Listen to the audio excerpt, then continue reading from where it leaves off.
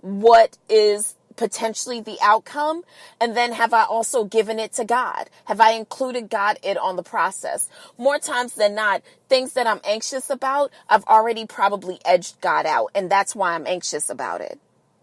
I'm so kind of overtly, hands all over like a cyclops. I'm normally hands all over some situation, and trying to control it from every angle. Even, it's almost like stuff slipping out of your hand. Like, you're trying to grab a bunch of balls and they're like slipping out of your hand and you're just trying to hold on.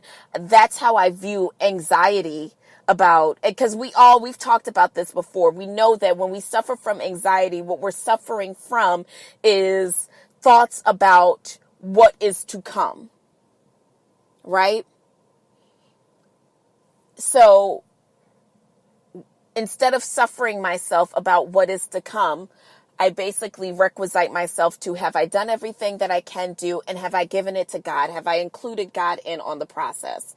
Because if I haven't included God in on the process, then more than likely I'm going to continue to be anxious because I am trying to control every aspect, even things that I can't control. And if it's something that's already happened, then what I have to do is just requisite myself to the fact that, yeah, you can replay in your head, man, I should have done this. I should have known better. I could have done this. But honestly, those are oftentimes egotistical responses as well. More times than not in a situation, because most people are not conscious, they say and do things and then later have a moment of regret about it. What I'm just trying to tell you is, as much as you can, stay in the present. Stay in the present. Be grateful for that very moment that you have right now. The fact that you can be a part of, I'm grateful that I'm a part of this podcasting community and it really is a community. For all of you guys that have listened to me, that have brought other listeners along for the ride with you. I mean, we are a community at this point. We share thoughts.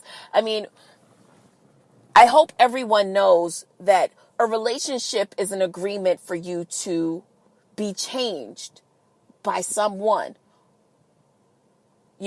Like when you are agreeing to a relationship, you are agreeing to the fact that you are open to this person's ideas, their ways of life. And maybe you may not change your whole lifestyle, but this person will now become an influence in your life, whether you choose to acknowledge that or not. Oftentimes relationships fail and sour because one party in the relationship refuses to be influenced by the other. So they're just leaning on their own understanding, not wanting to change, not wanting to acquiesce to the relationship. It's just their way or no way. So that oftentimes is a reason for why relationships sour.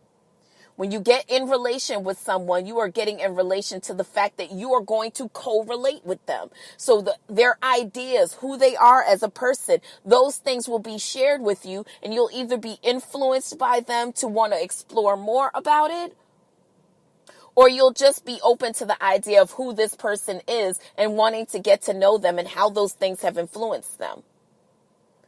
But it's definitely an agreement for change.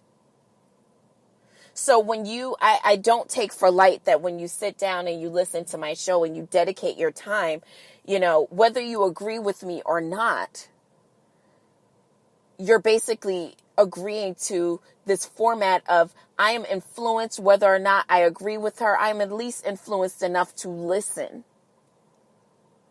And so for that, I'm always going to be grateful. I stay in present moments like that, because those are the only things that keep me going. It's almost like fuel being generated. When I'm allowed to stay in the present and I'm not thinking about something that's already happened or something that is possibly going to take place in the future, I am not suffering. I'm not depressed. I'm not sad. I'm more times than not grateful. There's no way that you could be in the present and not be grateful. There's no way that you could breathe the air and acknowledge the fact that you're here. You're here, and not be grateful unless you no longer want to be here. So I say all of that to say that if you are having a moment, or if you're having some moments, or if you've been kind of flooded by the thoughts of anxiety about what's to come in your future, or regret or sadness or depression about what's happened in your past, just know that whatever's happened in your past cannot be changed. You can only requisite yourself to come to terms with it, but it cannot be changed. And hopefully you've examined it enough that you can no longer curse, nurse, and rehearse those situations to the point that you're feeding the dis-ease. I mean, that is what disease is. A dis-ease of the body, of the mind. And so that is the kind of stuff that causes stress, high blood pressure, the inability to let go of the past, and the inability to release the anxiety of the future. Stay in the present as much as you can. If you're here, that means that God still has a plan for you. Forget about what happened to you, and don't worry about what's going to happen to you. The only thing you can do is press forward with all the plans that you can. Do everything that you can around you to create the life that you want to see. And for all of the things that you can't control, whether or not you're going to get that job, that's somebody else seeing it for you. Whether or not this relationship is going to work out, that's somebody else seeing it for you. Whether or not you and your family are actually going to get along, that's a lot of controllables that you can't control sometimes. So what you have to do is release those things. As long as you make God a part of the process, as long as you make intent, good intent, positive intent, a part of the process, everything else you just got to release. But staying in the presence has allowed me the comfort of releasing a lot of dis-ease from myself. So I pray that, and I hope that by me sharing that with you, that hopefully you are able to do that. And I know a lot of people sometimes say those words, but they don't really tell you how. One tip that I have for you is I definitely work out. Working out has provided me an element of staying in the present, or else you're going to hurt yourself. So if you're thinking about a bunch of other stuff and you're running on a treadmill, you're liable to hurt yourself. So there's a presence that's involved there, Sometimes it's as simple as me just kind of crossing my arms over myself and just grabbing myself and really stiffening out my back and just hugging myself almost. Just that forces me to realize, like, girl, you're here, because it's not very comfortable. So then you got to kind of get into your body to say, oh my God, okay, chill out. Grab yourself if you need to. Get present. Deep inhalation, exhalations often work for me.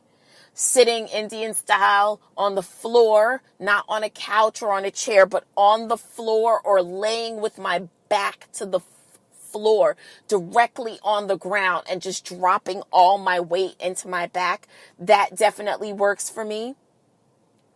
Sometimes I got to pull an Easter egg. Sometimes if I'm at work, I got to go in the bathroom and talk to myself in the mirror like, bitch, you got this.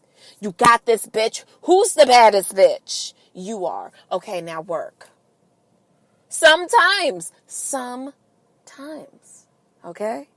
Sometimes means sometimes. As usual, this fellowship is so divine. Thank you guys for listening. I'll be back next week. Peace!